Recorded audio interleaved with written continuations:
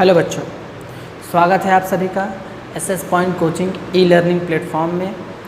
आज हम बात करने वाले हैं क्लास 9th के चैप्टर नंबर 1 की, हमारे आसपास के पदार्थ। लेक्चर नंबर 0 में हमने केमिस्ट्री के चारों चैप्टर का इंट्रोडक्शन दिया था, है ना।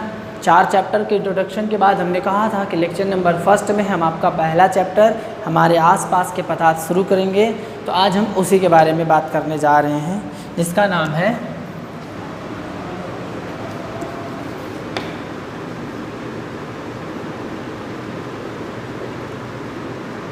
हमारे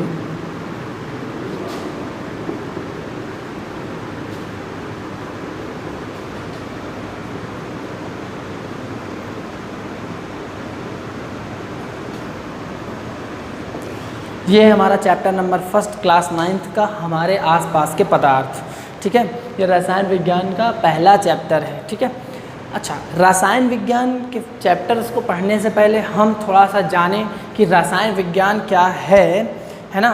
उसके बाद थोड़ा सा पढ़ने में मज़ा आने वाला है। ठीक है, तो हम रसायन विज्ञान की पहले बेसिक डिफिनेशन आपको बताते हैं, फिर हम चैप्टर की शुरुआत करेंगे। ठीक है, तो रसायन विज्ञान क्या है? रसायन विज्ञान विज्ञान की वह शाखा है, ध्यान से सुनिएगा, रसायन विज्ञान विज्ञान की वह शाखा है जिसके अंतर्गत हम पदार्थों के गुणों का अध्ययन करते हैं, रासायनिक गुणों का। ठीक है, जिसके अंतर्गत हम पदार्थों के रासायनिक गुणों और भौतिक गुणों का अध्ययन करते हैं और उन पर होने वाली अभिक्रियाओं के बारे में अध्ययन करते हैं तथा उनसे प्राप्त प्रोडक्ट, जो हमें उत्पाद प्राप्त होते हैं, उनके गुणों के बारे में अध्ययन करते हैं। तो ये तो रही बात रसायन विज्ञान की परिभाषा की। ठीक है, रसायन विज्ञान क्या है ना, इसके बारे में एकदम अच्छे से क्लियर हो जाइए कि रसायन विज्ञान के अंतर्गत हम पदार्थों के गुणों का अध्ययन करते हैं तथा उन पर होने वाली अभिक्रियाओं का अध्ययन करते हैं, इन्वेस्टिगेशन करते हैं और उनसे प्राप्त प्रोडक्ट के बारे में हम अध्ययन करते हैं। ठीक है, फिर हम स्टार्ट करने जा रहे हैं हमारे आसपास के पदार्थ। तो हम चैप्टर जो शुरू किए हैं, चैप्टर का जो पहला ये आपको वर्ड दिख रहा है, ये वाला जो वर्ड दिख रहा है हमारे आसपास के पदार्थ में, ये पदार्थ है ना। हमारे चैप्टर की शुरुआत यहीं से होती है कि पदार्थ क्या है। ठीक है, मैटर क्या है। हमारे चैप्टर की जो शुरुआत होती है वो इस बात से होती है कि बच्चों मैटर क्या है। तो आज हम जानेंगे मैटर के बारे में, सर पदार्थ क्या है। ठीक है, तो हम पदार्थ को डिफाइन करते हैं। ठीक है, बताते हैं आपको कि पदार्थ क्या है। ध्यान दीजिएगा, आप अपनी नज़र घुमाइए चारों तरफ कहीं भी, है ना, या छोड़िए, जस्ट सामने ही आप देखिए। तो आपको मैं एक चीज़ दिखाता हूँ, ये है ना मेरा सेल फ़ोन। ठीक है, ध्यान दीजिएगा, पदार्थ की डिफिनेशन को मैं इसी से समझाता हूँ कि ऐसी वस्तुएं, है ना, ऐसी वस्तुएं जो स्थान घेरती हो, क्या करती हो, स्थान यानी कुछ आयतन ऑक्यूपाई करती हो, है ना, कुछ जगह घेरती हो और जिसका कुछ द्रव्यमान हो, मास हो। आयतन घेरने का मतलब क्या है? आयतन का मतलब ये होता है स्थान घेरना, है ना। जैसे कि ये देखिए, स्पेस में, हवा में, है ना, कुछ स्थान घेर रहा है ये मेरा फ़ोन, उसके अलावा इसका कुछ ना कुछ मास होगा, समझ पा रहे हैं, इसका कुछ ना कुछ मास होगा और ये स्थान घेर रही है, तो ये क्या है? पदार्थ है। अब मैं यहाँ पर आपके सामने खड़ा हूँ, मैं जिस जगह पर खड़ा हूँ उस जगह को मैंने घेरा हुआ है, वो चाहे स्पेस में हो, है ना, चाहे आपको सरफेस पे हो, चाहे वो स्पेस में हो, चाहे वो सरफेस पे हो, मैंने कोई ना कोई स्थान क्या कर रखा है? घेर रखा है। और मेरा कुछ ना कुछ मास भी है ना, मेरा कुछ ना कुछ मास भी है, तो इसे ही हम कहते हैं पदार्थ। बात समझ में आ रही है? ये देखिए, ये पेन हो गया, है ना, जानवर हो गए इंक्लूडिंग अस, है ना, एनिमल्स हो गए, या आप एक ग्लास ऑफ वाटर ले लीजिएगा। ध्यान दीजिए, आप क्या करते हैं, ग्लास ऑफ वाटर लेते हैं और उस पर गौर कीजिएगा। ये ग्लास तो जगह घेर ही रहा है, इसका जो इसमें जो प्रेजेंट वाटर है, ठीक है, इसमें प्रेजेंट वाटर है, देखिए जो ग्लास के अंदर का स्पेस है उसको ऑक्यूपाई कर रहा है ना। तो glass is a matter, glass ने भी प्लेस को ऑक्यूपाई किया है, स्थान को ऑक्यूपाई किया है। उसके साथ साथ इसके अंदर जो वाटर है, वाटर के मॉलिक्यूल्स है, वाटर ये जो पानी आपने लिया है वो भी जगह घेर रहा है, उसका भी कुछ ना कुछ क्या है? द्रव्यमान है। तो ये क्या हो गया? ये पदार्थ हो गया। क्या हो गया? पदार्थ हो गया। ये तो रही बेसिक डिफिनेशन पदार्थ की, जो बहुत ही सिंपल है। अब हम ये जानेंगे कि क्या पदार्थ नहीं, मतलब कौन कौन सी चीज़ें पदार्थ नहीं हैं, उसके बारे में भी थोड़ा जानते हैं। ऐसी कौन कौन सी चीज़ें हैं, जैसे आप खाना खाते हैं, खाना तो खाते तो होंगे, सभी खाते हैं, हम भी खाते हैं, आप भी, है ना। खाना, फूड, कुछ भी, है ना। सपोज़ आप पिज़्ज़ा खाते हैं, ठीक है, पिज़्ज़ा, उसका एग्जांपल ले लेते हैं, उससे ही आपको समझा देता हूँ मैं, है ना। सपोज़ कि आपने क्या खाया, पिज़्ज़ा खाया, ठीक है। अब ध्यान दीजिएगा, जो पिज़्ज़ा है उसने क्या किया है, स्थान घेरा हुआ है, जगह घेरा हुआ है, आयतन घेरा हुआ है, और उसका कुछ ना कुछ क्या है, द्रव्यमान है, ठीक ना। पिज़्ज़ा ने क्या किया है, जगह को घेर रखा है, और उसका कुछ ना कुछ क्या है, द्रव्यमान है। आप इसको जो फूड है उसे आप क्या कह रहे हैं, सर ये पदार्थ है, आप हमको कहेंगे सर ये पदार्थ है, ठीक है ना, पदार्थ है। आपने इसको खाया और आपको क्या मिला, टेस्ट, स्वाद मिला, क्या मिला, स्वाद, क्या मिला, स्वाद। तो क्या ये स्वाद पदार्थ है, नहीं है ना, ये स्वाद थोड़ी पदार्थ है। जैसे कि इसका द्रव्यमान जो रहा होगा, इसका द्रव्यमान जो रहा होगा, मान लीजिए 100 ग्राम रहा होगा, तो आपने कहा होगा कि अरे मुझे तो 50 ग्राम स्वाद मिला या 20 ग्राम स्वाद मिला, ऐसा तो कुछ कहा नहीं होगा आपने। आप समझ पा रहे हैं मैं क्या कह रहा हूँ, कि इसका जो स्वाद आप सोच रहे हैं रहा होगा, मतलब स्वाद, तो उसको तो आप तौल नहीं सकते हैं, यानी वो तो स्थान ऐसा कुछ घेरता नहीं है ना। स्वाद इज़ अ फीलिंग, ये क्या है, फीलिंग है ना, है ना। और फीलिंग मैटर थोड़ी हो सकती है ना।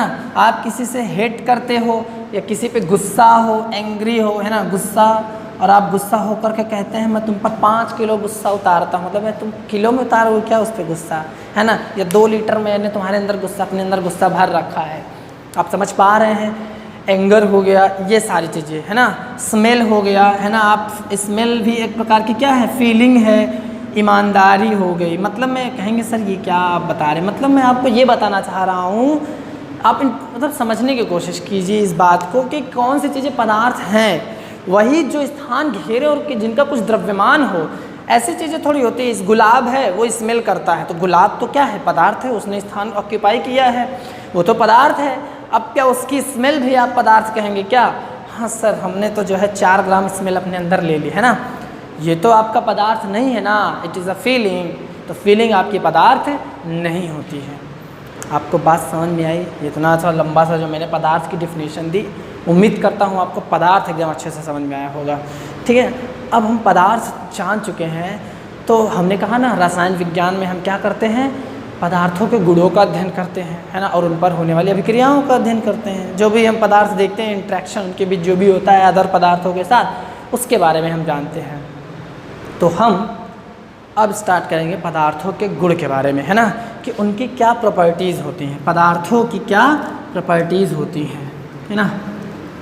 तो पदार्थ क्या होता है मैं इसको लिख देता हूँ, उसके बाद आप लोग जो है आगे बढ़िए, ठीक ना। पदार्थ, एनीथिंग, कोई भी वस्तु, ठीक है ना, एनीथिंग, है ना, कोई भी वस्तु जिसका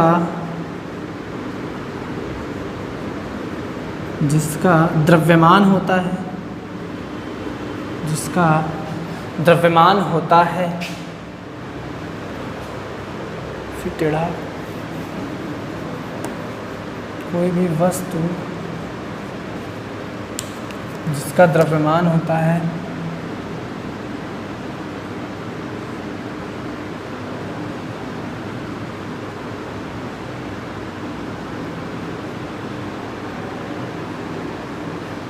है ना, जिसका द्रव्यमान होता है और वो क्या करता है, आयतन को घेरता है, या कहते हैं और वो स्थान घेरता हो, और वह स्थान घेरती हो या स्थान घेरता हो, स्थान घेरे पदार्थ कहलाता है। स्थान घेरती हो वस्तु, है ना, कोई पदार्थ स्थान घेरती हो, पदार्थ कहलाती है। वो वस्तु क्या कहलाएगी, पदार्थ कहलाती है। ये रही पदार्थ की डिफिनेशन, है ना। जैसे कि आपका पेन हो गया, है ना, उदाहरण के लिए किताब हो गई, किताब हो गई, पानी हो गया, जल है ना, पानी नहीं केमिस्ट्री की लैंग्वेज में बोलते हैं वाटर, जल है ना, और आपका पेन हो गया, मतलब कुछ भी, ऑल दैट है ना, ऐसी सारी वस्तुएं जो स्थान घेरती हो पदार्थ कहलाती हैं और उनका द्रव्यमान भी होना चाहिए। ठीक है, ये तो हो गया पदार्थ का डिफिनेशन है ना, पदार्थ क्या है इसके बारे में आप जान चुके होंगे। अब हम पदार्थ के गुणों के बारे में अध्ययन करने जा रहे हैं, पदार्थ के गुण के बारे में जानने जा रहे हैं। ठीक है, तो ध्यान दीजिए, सबसे पहली मतलब सबसे पहला इसकी प्रॉपर्टी, जो पहली प्रॉपर्टी है पदार्थ की है ना, कि इनके कण अत्यंत सूक्ष्म होते हैं। क्या पहला गुण क्या है इसका, कि ये अत्यंत सूक्ष्म कणों से बने होते हैं। अत्यंत सूक्ष्म का मतलब मैं बताता हूँ, कणों से बने होते हैं।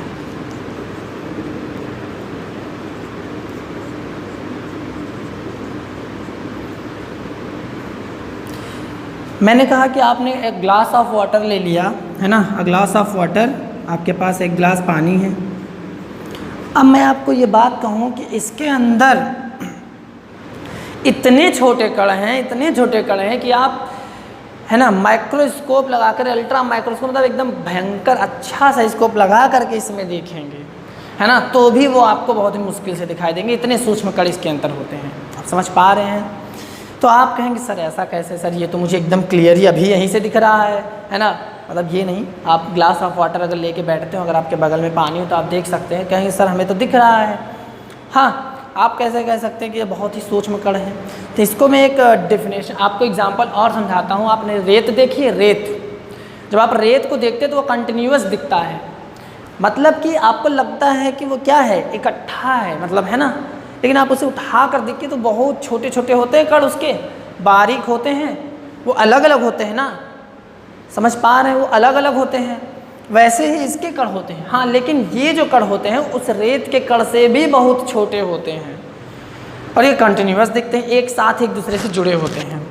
ठीक है, लेकिन पता है आपको इसकी जो सबसे पहले जो बात कही गई थी कि हाँ इसके कण छोटे होते हैं, तो आप अगर विश्वास ना करें तो उस समय भी जनरल सामान्य लोगों ने विश्वास नहीं किया था। बोल्ट्जमैन ने कहा था इसके बारे में, है ना, बोल्ट्जमैन ने बताया था, एक वैज्ञानिक थे है ना, बोल्ट्जमैन, अब इनका नाम ऐसे बोल्ट्जमान, ऐसे बोल्ट्जमैन था। उन्होंने जो है बताया कि अत्यंत सूक्ष्म कणों से बने होते हैं पदार्थ, तो लोगों ने उनका विश्वास नहीं किया, वैज्ञानिकों ने भी उनका विश्वास नहीं किया, क्योंकि उनको तो कंटिन्यूअस दिखता था।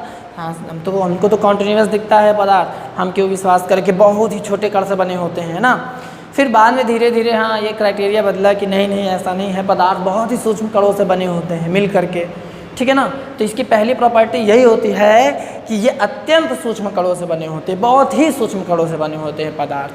ठीक है, ये पहली इसकी क्या थी, प्रॉपर्टी थी पदार्थों की। ठीक है ना, तो बोल्ट्जमैन ने इसको सबसे पहले बताया था सर्वप्रथम कि पदार्थ सूक्ष्म कणों से बने होते, इस बात को याद रखिएगा। दूसरी प्रॉपर्टी है ना, एग्जाम्पल से भी आप समझ गए होंगे कि कैसे, मतलब कि कंटिन्यूअस होते हैं है ना, दिखते नहीं है वो, है ना। अब दूसरा क्या है कि ये इनके बीच जो होता है ना वो स्थान होता है अंतराकाशी, मतलब इंटरमॉलिक्यूलर स्पेस होता है इनके बीच। अब आप इसको कुछ अलग एक तरीके से डिफाइन कर सकते हैं, जिसका मैं एग्जांपल दूंगा आपको कि इनके बीच स्पेस कैसा होता है। किनके बीच? इनके कणों के बीच स्पेस होता है। जो पदार्थ होते हैं उनके जो कण होते हैं उनके बीच क्या होता है, स्पेस होता है, जगह होती है। क्या होती है? जगह होती है। दूसरे जो इसकी प्रॉपर्टी वो ये है कि किनके पदार्थों के कणों के बीच रिक्त स्थान होता है। क्या होता है? रिक्त स्थान होता है। कैसे? देखिए, आप वाटर लेते हैं, वाटर मॉलिक्यूल जल लेते हैं और उसमें क्या करते हैं, नमक को घोल देते हैं, नमक डाल देते हैं। हाँ, जब आपने नमक को डाला तो आप गौर कीजिए कि नमक जो होता है वाटर है ना उसमें डिज़ोल्व होता है और वो उसका क्या करता है, रिक्त स्थान घेर लेता है। जो पानी के अंदर उपस्थित रिक्त स्थान है उनको घेर लेता है। अब आप डालते जाइए डालते जाइए डालते जाइए, मतलब नमक को डालते जाइए, डिज़ोल्व करते जाइए, लेकिन एक ऐसा वक्त आएगा, ध्यान दीजिएगा, एक ऐसा वक्त आएगा कि डिज़ोल्व होना बंद हो जाएगा, है ना। क्योंकि जितनी, जैसे अगर आप होता नहीं, एक लिफ्ट है और लिफ्ट में आप 4 लोगों को डाल दिया, 2 लोग 3 लोग का स्थान बचा हुआ है, आप 3 और को डाल दिया, चौथे को ज़बरदस्ती किसी तरह से डाल दिया, है ना, ज़बरदस्ती की प्रेशर लगाया, कुछ भी किया, है ना, चले गए 4-5 और। लेकिन अब एक ऐसा वक्त आएगा कि इसके अंदर नहीं जाने वाले हैं। आप चीनी का शरबत बनाते हैं, आप हीट करते जाइए, हीट करके करिए, हीट करिए, उनके बीच का स्थान टूटेगा और बनेगा चीनी, और डिज़ोल्व होगी होता जाएगा। एक टाइम ऐसा आएगा कि चीनी डिज़ोल्व ही नहीं होगी, चाहे आप जितना हीट कर लें, है ना। तो उसके डिज़ोल्व होने से ये तो पता चल गया कि उनके बीच स्थान है, और उनके डिज़ोल्व लास्ट में होते होते बंद होने से ये भी पता चला कि उनका स्थान अब भर चुका है ना। भरने की वजह से ही अब वो क्या नहीं हो पा रहे हैं, डिज़ोल्व नहीं हो पा रहे हैं। क्यों, मेरी बात समझ में आ रही है कि उनके बीच क्या होता है, रिक्त स्थान होता है। इसी बात से पता लगाया जा सकता है कि जब आपने नमक के चीनी को जल में डाला तो वो देखिए डिज़ोल्व होना स्टार्ट हो गया और घुलता गया और तब तक घुलता गया जब तक उसके रिक्त स्थान की पूर्ति नहीं हो गई। बात समझ में आ रही है, ठीक ना। ये इसकी दूसरी प्रॉपर्टी है। जो तीसरी प्रॉपर्टी आती है वो ये है कि ये निरंतर गति करते रहते हैं। निरंतर मतलब ये लगातार गति करते हैं। क्या करते हैं, लगातार गति करते हैं। ये कौन, ये सर कौन, ये देखिए हम पढ़ रहे हैं पदार्थ, है ना, और पदार्थ की प्रॉपर्टीज़ के बारे में जान रहे हैं, तो हम पदार्थ के कणों के बारे में जानेंगे। किसके बारे में, कणों के बारे में। तो पदार्थ के जो कण हैं, है ना, पदार्थ के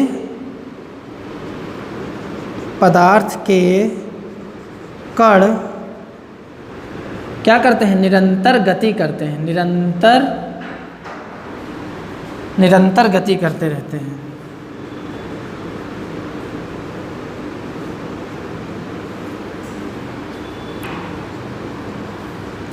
है ना, रैंडम मोशन करते हैं, निरंतर गति करते रहते हैं पदार्थ के जो कण होते हैं। इसका भी एग्जांपल मैं आपको देता हूँ कैसे वो निरंतर गति करते हैं। आप जब अपने दरवाजे की खिड़की खोलते हैं, मतलब दरवाज़ा खोलते या आपकी खिड़की खोलते हैं घरों की, तो आप देखते होंगे कि सूरज की किरणें डायरेक्ट आती हैं, और आप धीरे से देखते होंगे कि वहाँ पर कई सूक्ष्म कण ऐसे लगातार रैंडम मोशन करते हुए नज़र आते हैं आपको, आते हैं ना। वो गैस के पार्टिकल हैं। आखिर गैस भी तो पदार्थ में ही आता है। अभी हम उसकी अवस्थाओं के बारे में बात करेंगे तो आपको बताएंगे, ठीक है। तो आप देखते हैं वो लोग निरंतर गति करते रहते हैं, करते हैं कि नहीं, है ना, आपको दिखता होगा, ठीक है।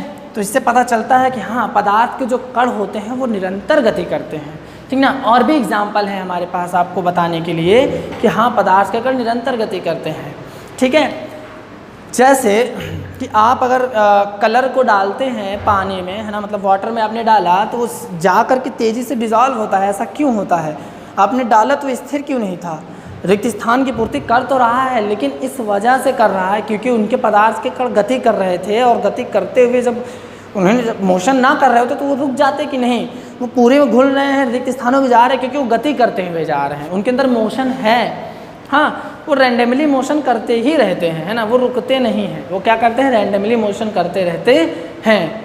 और अगर ठोस पदार्थ होंगे तो वो बहुत ज़्यादा आपस में जुड़े होते हैं, बहुत करीब होते हैं। जैसे कि अब ऐसे समझ लीजिए, मैं आपको बता ही देता हूँ एक और एग्जाम्पल अच्छा सा।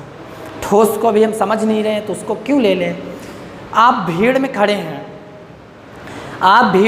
हैं, और आप सोच रहे हैं हम खड़े ही रहें, क्या पॉसिबल है, बहुत ज़्यादा भीड़ है और लोग आ जा रहे हैं, तो क्या होगा, आप एक स्थान पे खड़े नहीं रह सकते हैं। इसके पीछे रीज़न ये है कि कोई ना कोई आएगा, वो हटेगा, लेकिन टक्कर ना लगे इसके लिए आप भी हटने का प्रयास करेंगे, या आपको टक्कर लगी तो आप हट जाएंगे। अगर टक्कर लगी तो आप हट जाएंगे क्योंकि बहुत ज़्यादा भीड़ रहेगी तो रुकने को नहीं मिलेगा।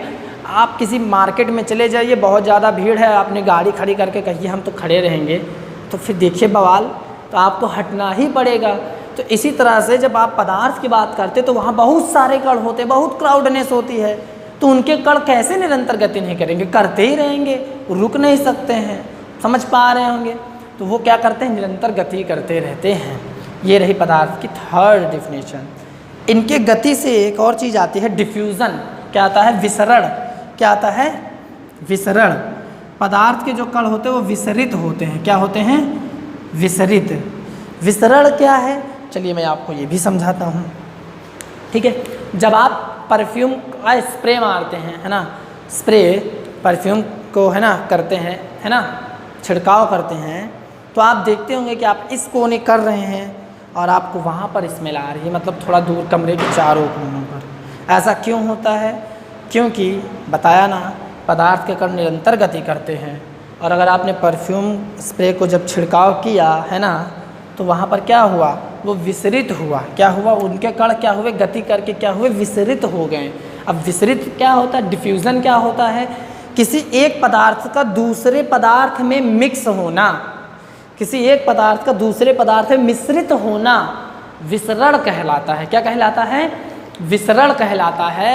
और इसकी जो विसरण की दर होती है, कहने का मतलब जो विसरित होने की जो स्पीड, कि कौन जल्दी विसरित होता है, कौन लेट से मिक्स होता है, विसरित होता है, वो कुछ इस प्रकार से होती है। ध्यान दीजिएगा कि सबसे तेज गैसों में विसरण होता है, जो गैस होते हैं, उसके बाद द्रव में विसरण होता है, और सबसे कम ठोस में विसरण होता है। लेकिन विसरण सब में होता है, विसरण सब में होता है, पर धीरे धीरे होता है। सबसे पहले हम गैस के विसरण की बात करते हैं, फिर द्रव की, और फिर उसके बाद आपको ठोस का विसरण समझाएंगे। ये विसरण कहाँ से आ रहा है?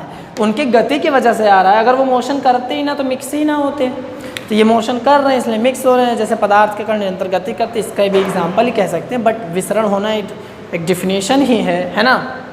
मैं आपको ये गैसों का विसरण और द्रव का विसरण समझाता हूँ। पहला विसरण तो मैंने आपको समझा दिया कि जैसे ही आप परफ्यूम को स्प्रे करते हैं, मतलब कि छिड़काव करते हैं, वैसे ही क्या करता है? वो इंटरमिक्सिंग कर लेता है। इंटरमिक्सिंग कर लेता है किसके साथ? वातावरण में उपस्थित ऑक्सीजन, जो मॉलिक्यूल्स ऑक्सीजन आपके हैं, है ना, और उसके साथ गति करते हुए वो दूर पहुंच जाता है, जहां हमको दूसरी जगह भी उसका स्मेल का एहसास होता है। इसी तरह से हम लिक्विड की बात करते हैं, तो लिक्विड द्रव में भी विसरण होता है ना। द्रव एक दूसरे से इंटरमिक्सिंग कर सकते हैं, या द्रव में कोई सॉलिड भी जा करके इंटरमिक्सिंग करता है। रंग डाला आपने, सबसे बेस्ट एग्जाम्पल विसरण का, द्रवों में विसरण। आपने द्रव लिया, उसमें आप पोटेशियम पर मैग्नेट का नाम सुनोगे, KMnO4। ये जो पोटेशियम पर मैग्नेट है, बैगनी कलर होता है इसका। जब आप उसके अंदर डालेंगे तो धीरे धीरे क्या होता है? वो बैगनी कलर पूरे में आ जाता है। क्यों? क्योंकि वो विसरित होकर के उससे मिक्स हो गया, विसरित होकर के उससे मिक्स हो गया। परंतु इसकी जो विसरण की दर है, इससे क्या होती है? कम होती है। तेज़ी से विसरण किस में होता है? गैसों में होता है। इसके पीछे भी रीज़न है। गैसों में विसरण इसलिए तेज होता है क्योंकि गैस के मॉलिक्यूल फ्री होते हैं, इधर उधर कहीं भी मूव कर सकते हैं। लिक्विड के मॉलिक्यूल भी करते हैं, बट उतने भी जितने में वो आयतन घेर रखा होता है। द्रवों का आयतन तो फिक्स नहीं होता, वो तो इधर उधर कहीं भी पहुँचे रहते हैं, लेकिन इनका तो आयतन फिक्स रहता है कि हाँ इतना ही आयतन में रहना है। आप समझ पा रहे होंगे। तो उतने में ही वो क्या करते हैं? विसरण करते हैं। मैं ठोस का एग्जाम्पल लेता हूँ। ठोस का एग्जाम्पल आपके सामने है। कहेंगे सर कैसे? तो देखिए, अगर मैं ये जो लिखा हुआ है चीज़ है ना, इसे ना रफ़ करूं और मैं इसे छोड़कर चला जाऊं, तो कुछ दिन बाद अगर मैं आऊं तो इसे रफ़ करने में मुझे दिक्कत होगी। आप समझ पा रहे हो? पता नहीं आप लोगों ने ये किया है कि नहीं ये चीज़। अगर आपको मैं बता दूं, जैसे कि ये ऊपर कुछ लिखा हुआ है ना, ये हो सकता है बहुत दिन का हो, वैसे ये बहुत दिन का नहीं था इसलिए तुरंत मिट गया। अगर ये थोड़ा लंबे टाइम के लिए ये रखा हो जाता है और उसके बाद अगर मैं इसे डस्ट को मिटाने की कोशिश करूँ, रफ़ करने की कोशिश करूँ, तो ये बहुत ही धीरे मिटेगा। रीज़न इसके पीछे क्या है? क्योंकि ये जो मार्कर की इंक है उस ठोस पर क्या हो चुकी है? विसरित हो चुकी है, मिक्स हो चुकी है। इस वजह से उसको छुटाने में क्या हो रही है? दिक्कत हो रही है। जबकि अभी तो इसका हमने इस पर जो है खींच दिया है, तो इसको हम मिटा सकते हैं, पूरी तरह से विसरित नहीं हुई है। तो ठोसों में क्या हो? विसरण में टाइम लगता है। सोचिए एक ये गैस है स्प्रे, जिसको मैंने तेज़ी से ऐसे जैसे क्लिक किया, वो तेज़ी से हर जगह फैल गया। जबकि लिक्विड में थोड़ा कम टाइम, मतलब थोड़ी सी देर में फैला, और सॉलिड में तो आप देख ही रहे हैं अभी तो मिट जा रहा है, लेकिन अगर हम कल आएँ या 2-3 दिन बाद इसको मिटाने की कोशिश करें तो थोड़ा देर से मिटेगा।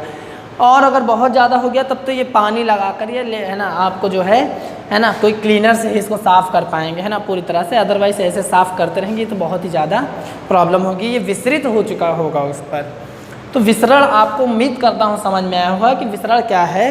डिफिनेशन इसकी क्या है कि दो मॉलिक्यूल, दो पदार्थों का एक दूसरे में क्या होना, मिश्रित होना, है ना, विसरण कहलाता है।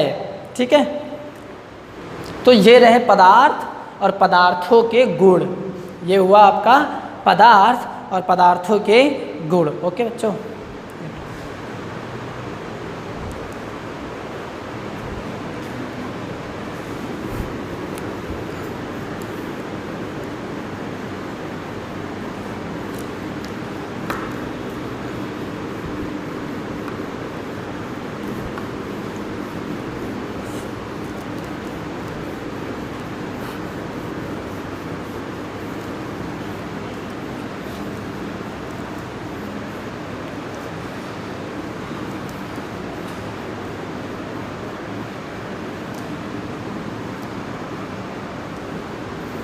पदार्थ को हम द्रव्य भी कहते हैं, है ना, द्रव नहीं द्रव्य कहते हैं। क्या कहते हैं, द्रव्य।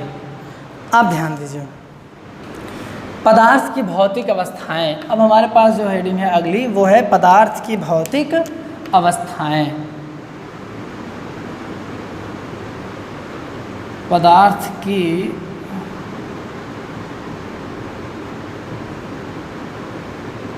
भौतिक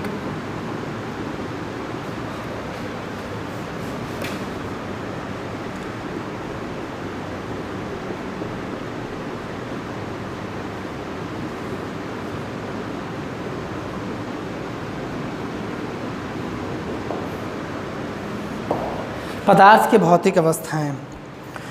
भौतिक अवस्थाओं के आधार पर, भौतिक अवस्थाओं के आधार पर पदार्थ तीन प्रकार के होते हैं। उनकी तीन अवस्थाएं होती हैं, हम कह सकते हैं। भौतिक अवस्थाएं पदार्थ की कितनी होती हैं, तीन होती है। सबसे पहली अवस्था होती है पदार्थ की ठोस। क्या होती है, ठोस।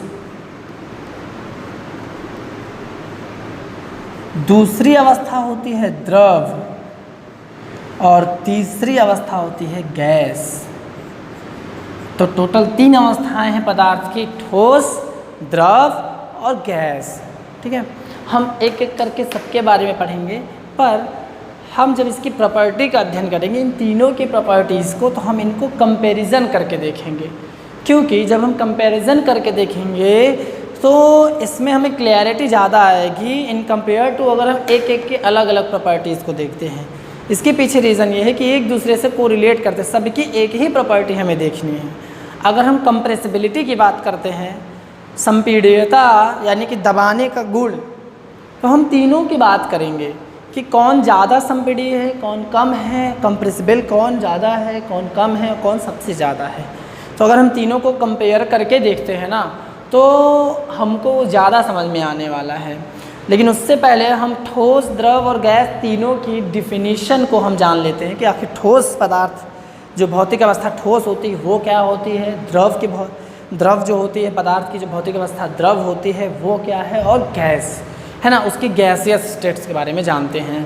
तो सबसे पहला आता है ठोस, कि ठोस अवस्था क्या होती है।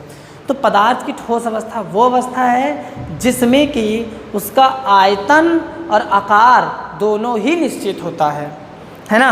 आयतन और आकार दोनों निश्चित होने का मतलब ये है कि देखिए, अगर इसने, है ना, 2πr, ऐसा इसको फार्मूला बताया ना, πr²h, है ना, इतना आयतन इसने घेरा है तो ये इतना ही घेरा रहेगा। ये सिलेंड्रिकल फॉर्म में है ना, πr²h होता है वॉल्यूम।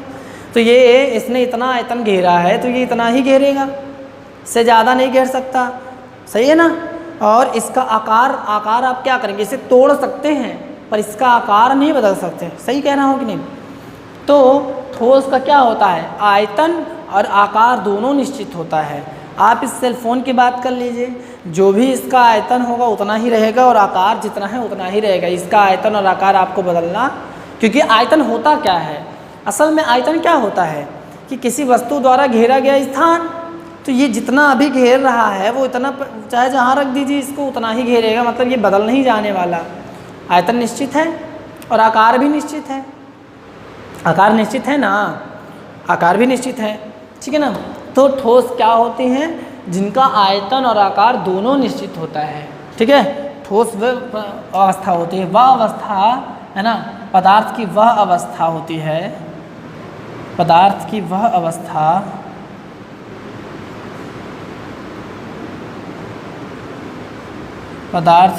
अवस्था जिसका आयतन और आकार दोनों निश्चित हो, जिसका आयतन और आकार दोनों निश्चित हो, दोनों निश्चित हो।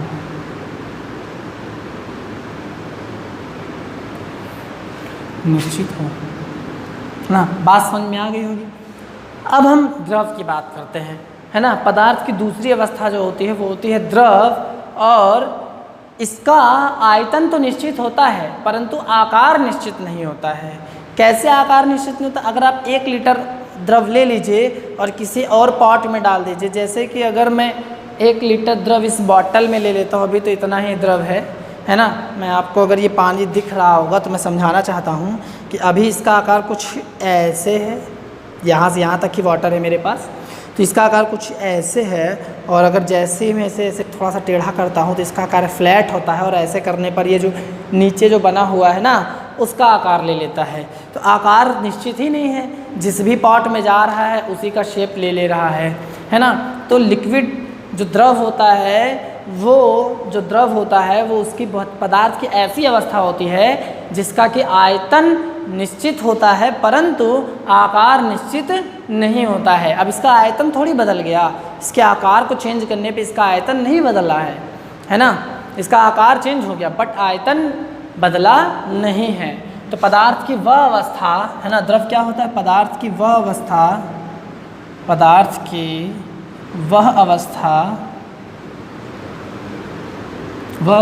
जिसका आयतन निश्चित होता है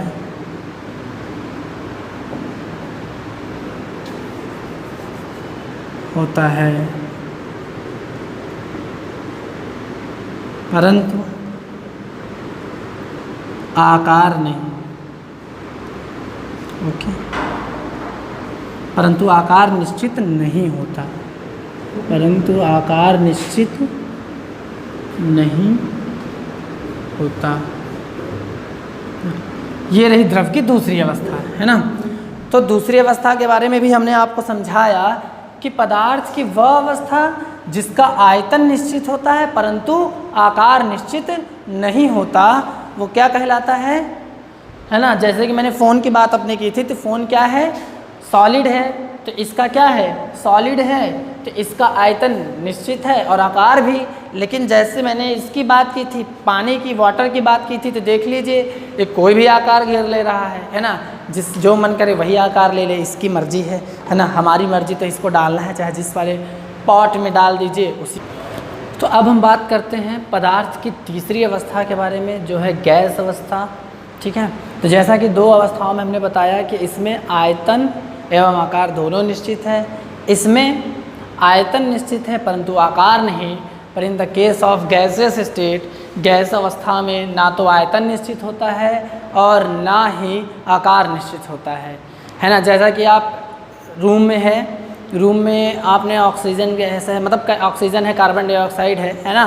तो रूम से बाहर अगर आप रूम में जो भी गैस प्रेजेंट है, अगर आप ओपन करते हैं डोर, तो गैस क्या होगी, बाहर निकल जाएगी, है ना। तो अभी तो रूम के आकार में वो गैस है, घेरे हुए है, लेकिन जैसे ही आपने डोर ओपन किया वो बाहर निकल गई।